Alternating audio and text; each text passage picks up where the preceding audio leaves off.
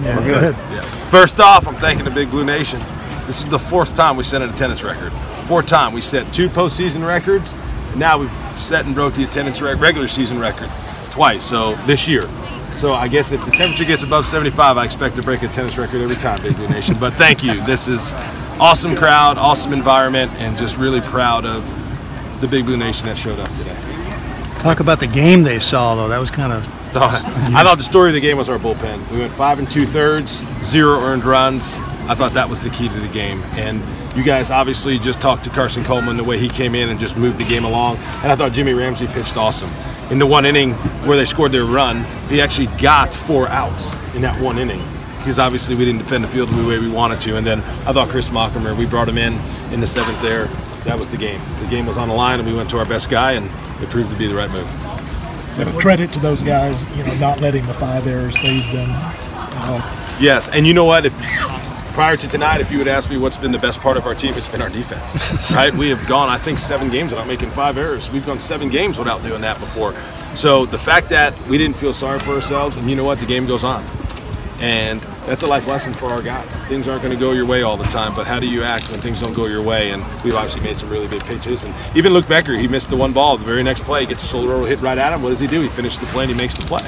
And that's what great teams do. They finish. You mentioned the 5 errors, 8 total for the game. The wind being the way it was, did that play a factor, do you think? Yeah, this was obviously going to be one of those games where you're going to have to get your walks, your HBPs, because anything hit in the air, especially to the middle, to the right side of the field, it's going to be an out. And obviously that led to a lot of runs for both teams. When you start thinking about the amount of walks and the errors, they obviously played a big play in the factor in the game. Did you know you were going to go to Chris that early? Well, you know what? I tell you what, Chris, when we were down in Alabama, we wore T-shirts for the first time in 2 days in a row, all year. And it was amazing walking through and talking to some of our pitchers about how their bodies felt. Just not having to deal with the elements to try to get and stay loose all the time, right? So he actually came up to me and said, "Coach, I'm good for 5 today." And I said, "You ain't throwing 5 today." But when the game's on the line, you're going in. And sure enough, that's what happened, and we got him in there, and it worked out. When he came in, did you feel like that was the save situation? That was it. And you know what?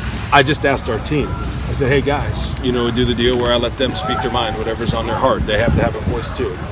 And I said, "Hey, let's make some comments about Mock." And one of the comments was, "Coach, we felt like the game was over when he came in just because of the way he was attacking, his body language." And you know what? That was the most crucial part of the game, so we went to our best guy. I think this season, coming into this game, Louisville had only hit into 13 double plays, and we had, 2 in the first 3 innings. How gratifying was that?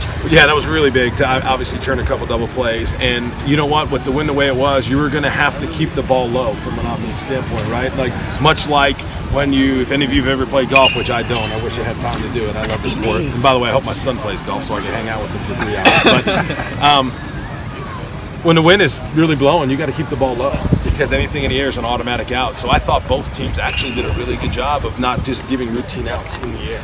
So you got to keep the ball low, and you know what? You were going to probably hit into some double plays. That's why we tried a couple hit and runs to try to stay out of some double plays, but that was going to win the day.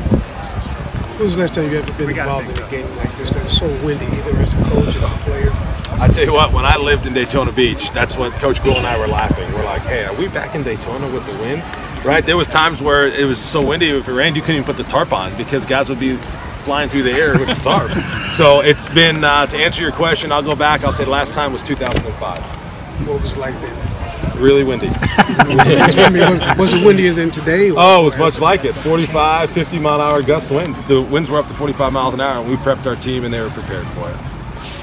Nick, Thanks, this Coach. may also really be a product of your success from last year, but after you lost to Bama, some of the fans were grumbling. Did you hear any of that, and what would your response to them be? No, if they were grumbling, look, I love anybody that cares. So to be grumbling, it probably means you care. So I would welcome that because they care. And you know what? I don't want to coach at a place where people don't care. So the fact that people might be grumbling, I'd say good. That's because they care. And you know what? We were grumbling too. We weren't happy. So the fact that, we're trying to create an expectation and do things that have never been done before. If some fans, I didn't hear it. I don't know how I would have heard it, but I like the fact. I love anybody that cares. Anybody that cares. And obviously the Big Blue Nation cares. That's why they're here tonight. Coach, did you you ever see the series moving to a weekend, maybe in the future? No, I don't know. We have never talked about that. Dan and I talked about some things before the game, about some different things that maybe we can do, but we hadn't talked about a weekend series.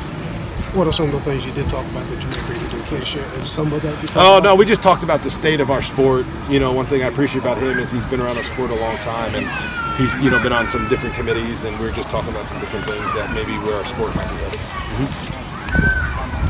Again, thank you guys for being here. It means a lot. Go Cats. Thanks, Coach.